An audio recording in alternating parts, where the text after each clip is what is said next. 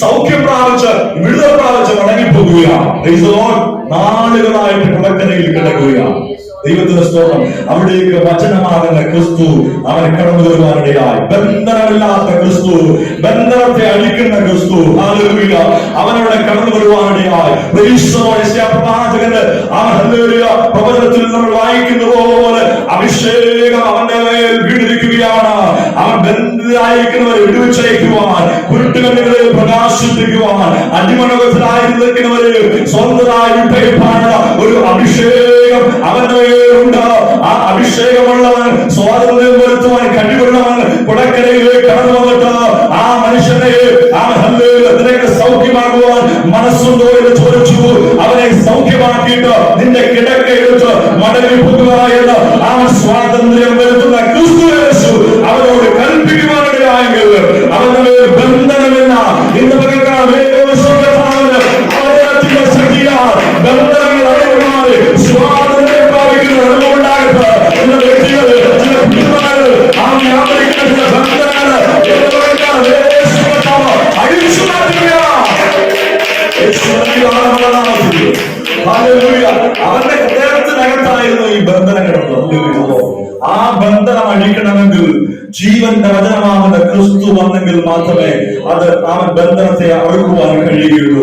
ആ ബന്ധനത്തെ പൊട്ടിക്കണമെങ്കിൽ യേശു കർത്താവ് വന്നെങ്കിൽ മാത്രമേ ആ ബന്ധനത്തെ പൊട്ടിക്കുവാൻ കഴിയുകയുള്ളൂ. കാരണം അത് ആത്മീകമായ ബന്ധനമാണ്.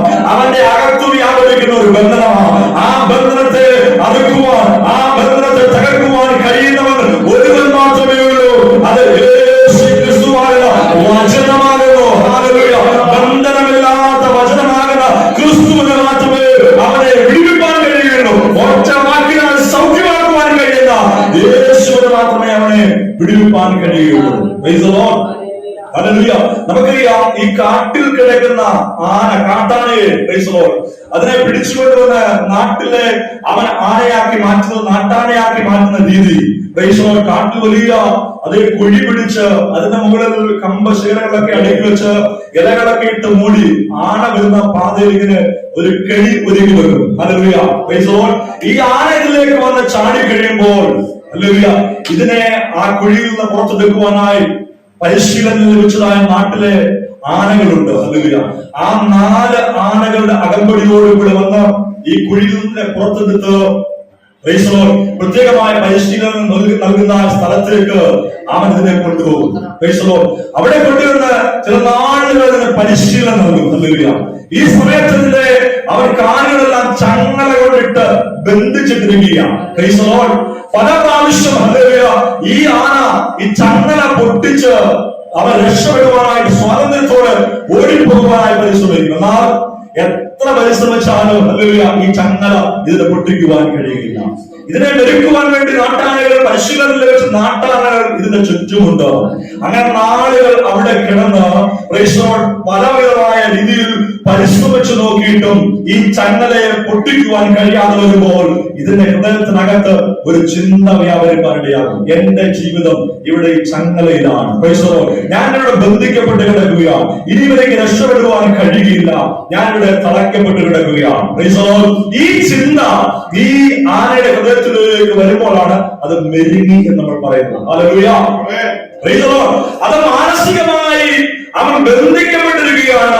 ഹല്ലേലൂയ. അവൻ അതിന്റെ മാനസിക മണ്ഡലത്തിലൂടെ ബന്ധനവനെ കടന്നു പിടിച്ചിരിക്കുകയാണ്. ഇനി ഇവനേക്ക് രക്ഷപ്പെടുവാൻ കഴിയുകയില്ല. ഇനി ഇവനേക്ക് സ്വാതന്ത്ര്യം പ്രാപിക്കാൻ കഴിയുകയില്ല.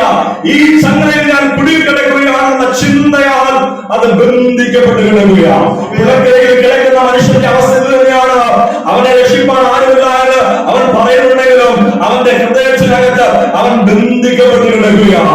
അവൻ വിടുതൽ പ്രാപിക്കുവാൻ മനസ്സില്ലാതെ അവൻ ബന്ധിക്കപ്പെട്ട് കിടക്കുകയാണ്. യേശു അവനോട് ചോദിക്കുക, നിനക്ക് സൗഖ്യം പ്രാപിക്കാൻ മനസ്സുണ്ടോ?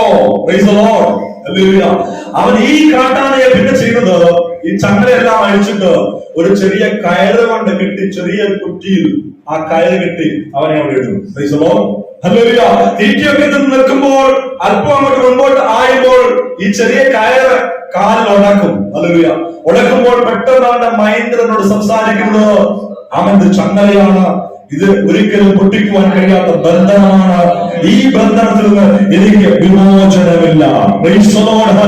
കാരണം അവന്റെ മനസ്സിനകത്ത് ആ ചിന്ത കടന്നുകൊണ്ടിരിക്കുക, ഇനിയും എനിക്ക് വിടുതലില്ല. നാളുകളായിട്ട് പരിശ്രമിച്ചിട്ടും അവൻ രക്ഷപ്പെടുവാൻ കഴിയാതെ ബന്ധിക്കപ്പെട്ട് കിടക്കുന്ന, ആത്മീകമായി ബന്ധിക്കപ്പെട്ട് കിടക്കുന്ന, ഹൃദയത്തിനകത്ത് ബന്ധിക്കപ്പെട്ട് കിടക്കുന്ന, കുളക്കരയിൽ കിടന്ന മനുഷ്യനെ യേശു കർത്താവ് അവൻ സൗഖ്യമാക്കി നിന്റെ കിടകയെടുത്ത് മടങ്ങിപ്പോകുക എന്ന് കൽപ്പിച്ചുവെങ്കിൽ ഇന്ന് പകൽക്കാലം ഹല്ലേലൂയ ഈ വചനം കേട്ടുകൊണ്ടിരിക്കുന്ന ഓരോ വ്യക്തിയുടെ മേലും നാളുകളായി ബന്ധിക്കപ്പെട്ട അനുഭവങ്ങളുണ്ടെങ്കിൽ, ഇന്ന് പകൽക്കാലം മാനസികമായി ബന്ധിക്കപ്പെട്ടിരിക്കുന്ന അനുഭവമുണ്ടെങ്കിൽ ദൈവം